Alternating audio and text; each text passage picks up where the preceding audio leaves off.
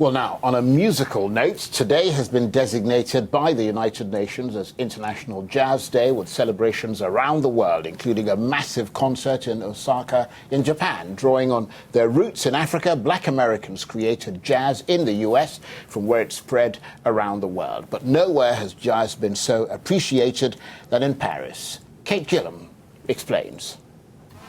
Few cities in the world are more associated with jazz than Paris. Most of the genre's greatest names all came to play in the French capital, time and again. The mostly African-American musicians attracted to the City of Light and its more relaxed racial attitudes. Some, like Archie Shepp, even chose to move here permanently. Many black musicians are here in Europe as much as they are at home in the United States, because there are so many more opportunities to perform here. And this music is appreciated here in a way that it's not in the States. It isn't just jazz musicians that have been welcomed to France with open arms. Afrobeat singer-songwriter and Grammy nominee Femi Kuti credits France and his invitation to play at the Angoulême Festival for the start of his international career.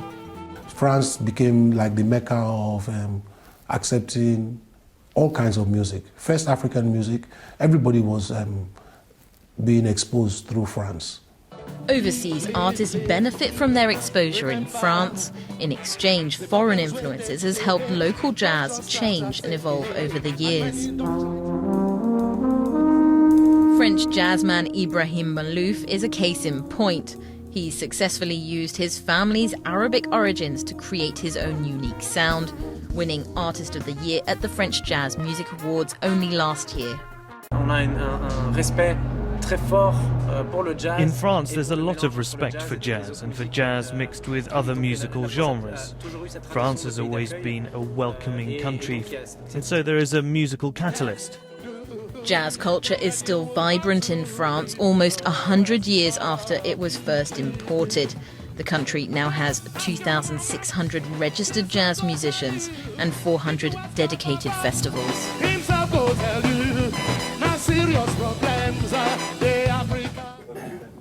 Well, our very own jazz lover, Michael Wilson, a man of many talents, is on the sofa today with more on International Jazz Day. Thanks so much. Sebastian Scotney is editor of London Jazz News, and Kristian Borring, well, man of many talents as well, but jazz guitarist to start with. We'll come on to you in a second. How did this International Jazz Day actually start?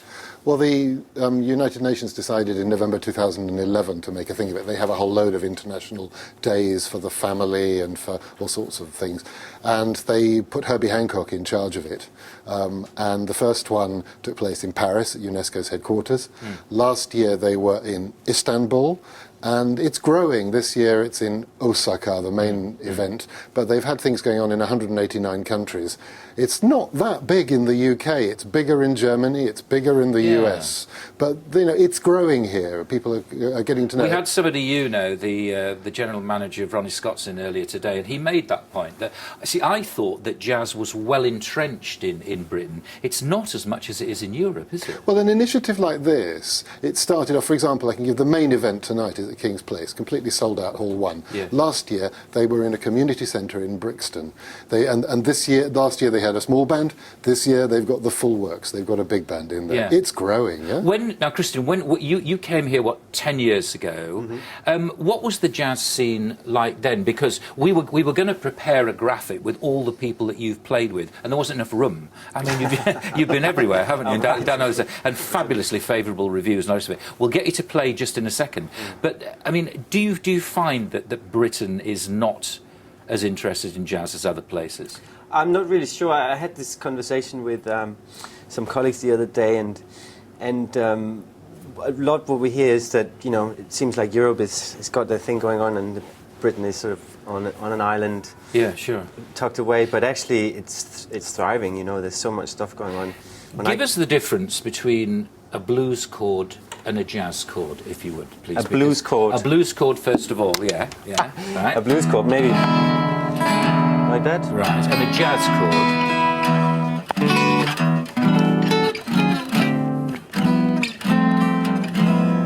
there's more. Very nice. And your finger work is magical. I mean, I've listened to a couple of your tracks this afternoon. I have no idea how you do that so fast. Do some.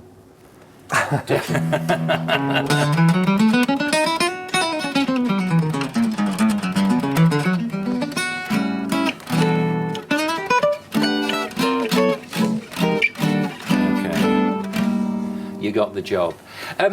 Jazz musicians are, as well, extremely busy all the time, aren't they? Because you're not like pop stars where you nip off and do a concept album for a couple of years. I mean, how many gigs a year do you do? I don't know, I do maybe 3, 4, 5 gigs a week or something. But it's it's a lot of different things. A lot of travelling as well, presumably. Yeah, a lot of travel, but London's also a big place. There's a lot of gigs here as well. Yeah. It's a very great variety of work. Let's move internationally, if we may, Sebastian.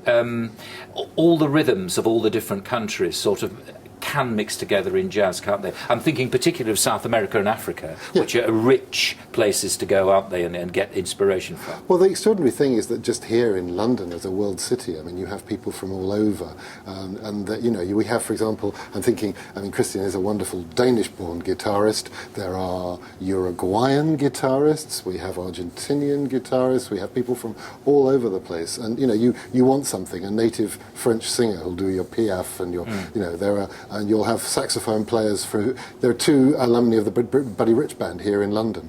I mean, people can get together, and just as there's an honesty and integrity, and just as Kristian can come in here, no tricks, no faffing, just straight in there is, and when jazz musicians meet, it's finding if you've got something in common. That's extraordinary, because whenever I've interviewed jazz musicians, they're much more approachable and much more generous in giving you, themselves than film stars and pop musicians and the rest of it.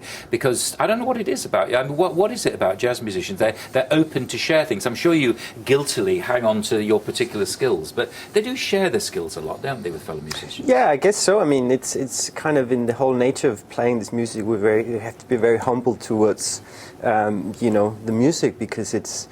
The more you do it, the more you realize how vast this universe is of learning and exploring. And speaking of learning, you also teach, don't you? What is the enthusiasm for young people? I mean, younger than you, obviously, young people for jazz. There's a lot of enthusiasm. I mean, I think it's always people. Younger kids, they just have to realize how much work you need to put into it, and some do and some don't. The one that do, they keep on going. The one that don't, they'll fade away. Okay, and Sebastian, very, very briefly, another great thing about the whole jazz thing all over the world is the depth and the width of the ages involved in it. I mean, who love it? Yeah, I mean, you have bands which are, Norma Winston and Nicky Ayers have got a band with the youngest is 27 and the oldest is 71, and there they are. It's like a family getting on stage, and people have their roles, and they have, there's an openness, and actually that's the whole ethos behind it. That's why the UN are interested in it, understanding, tolerance, breaking down barriers. There's an agenda which fits with this kind of understanding which the musicians reach on stage. Sebastian, Kristian, thanks so much indeed. Could I throw to them with a G9 or something like that, just as a kind G9, of... yeah. Right? Thank you very much indeed. And we'll behave, as Sebastian says, like a jazz musician. No tricks and no faffing. Yeah, I was just going to say, I'm going to start liking jazz a lot after that. Brilliant Stuff. That's Absolutely all we have superb. time for today. So from me... And from me. And all the jazzers in the corner, goodbye. And the team, goodbye. Goodbye.